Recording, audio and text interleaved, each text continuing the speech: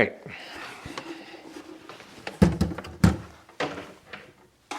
This is what we're looking at today. This is a Sony DVD player, and I plan to use it in my stereo system to play CDs. Got it at a local thrift shop here in the US called Goodwill. They seem to have a lot of these quite often. This cost $12.99, so it was a rather affordable buy, I guess I could say, because it would have been considerably more when it was brand new. This was probably vintage 90s, maybe early 2000s, something like that. It does not play Blu-rays, it only plays DVDs and CDs. Let's see if we can get this thing going here. All right, the model on this Sony is the DVP S360. All right, while you're in the store at these places, there's not really much you can do to test to see if it works. If you're lucky, you can find a plug or something you can plug it in to see if it powers up. This one did. It did have the red light on it. And if you press the power button, let's see what happens here. Not much. Well, it did power up in the store. Let me try that again. Oh, it was already, it's actually on. So it went green, saw the word standby.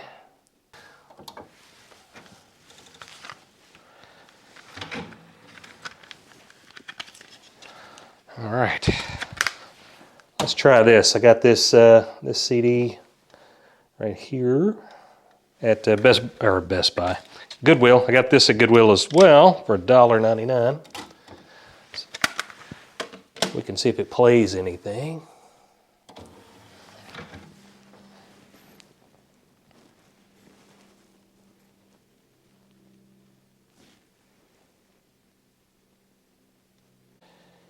All right, I've got it unplugged now. I guess we'll crack it open. I believe it's just held on with 4 screws. I see 2 on either side, and it looks like the case will slide off, so let's give that a shot.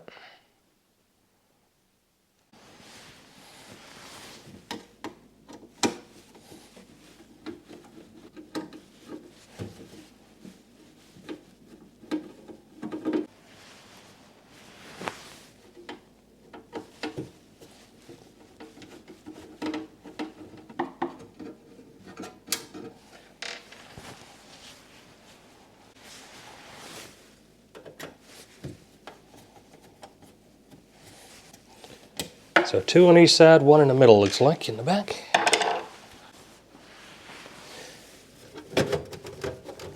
Yep, it slides off that way.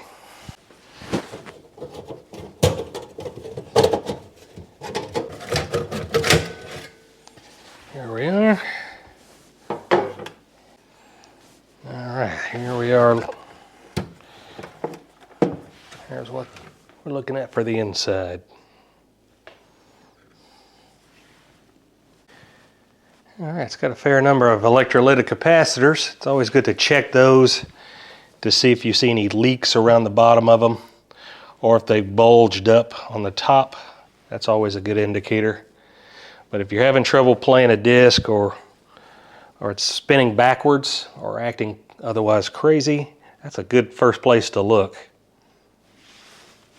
You can get these replacement capacitors and kits off places like Amazon really cheap.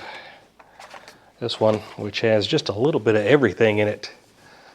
Oh, let me pan down where you can actually see it. A little bit of everything in there, and this was like $6 or $7, and makes for easy, cheap repairs on these old electronics if that's what it needs. And the power cord, where it comes in, goes to here. Very easy to replace if you need a new power cord. Another good thing to check if yours is not working, the fuse there. All right, so this is what the inside looks like, just in case you were wondering, and just in case you have one that you're trying to repair and you need to see what a good one looks like. This one seems to have all its pieces. All right, this is a stepped back view. You can see a little bit more. And this is from the perspective of looking at it from the back. All right, so if you're taking the case off, you only need to take off the screw that's in the middle on the back, and then the 2 on either side, so there's 5 screws total. No need to take these out, so that actually is not to get the top lid off. So looking at it from the back, you've got 2 audio outs, left and right for 2 different ones. And the cool thing about this model, it has the optical and it's got the coaxial for the digital out.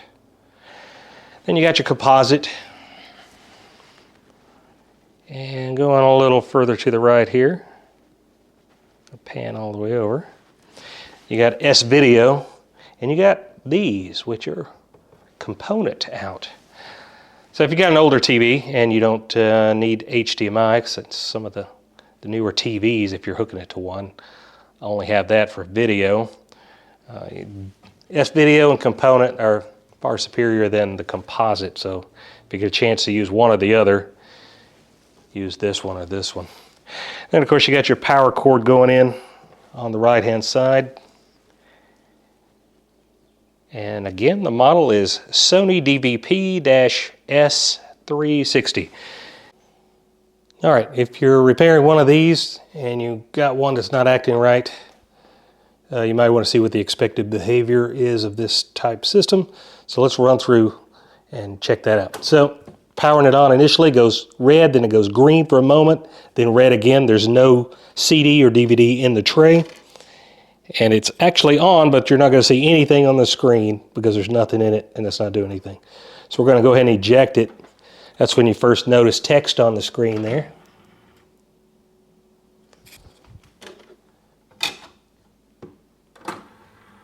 All right, and we're going to have this play out the Bose that's attached via RCA cables.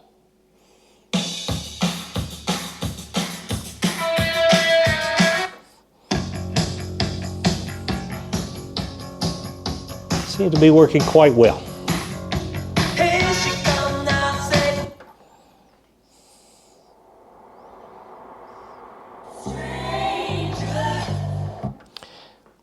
All right, one stop and it stops the track right in the middle. So you can see it's 6 seconds into track 3. And it continues from that point. I'll hit stop twice and it won't resume if I were to hit play again. All right, so that should give you an idea of what it should be doing if you're going through and diagnosing yours. And this actually sounds really good on this Bose speaker. It's not meant for this, but I guess if you had a Bose acoustic wave and the CD wasn't working, you could buy just a cheap DVD or CD player and hook it up that way through the input. Now, not all of the, well, I guess they do. Not all of the Bose acoustic waves have the output where you can go to another device or set of speakers or something like that, but I think they all have the inputs on the back. And this one is the CD2000 model of the Bose acoustic wave.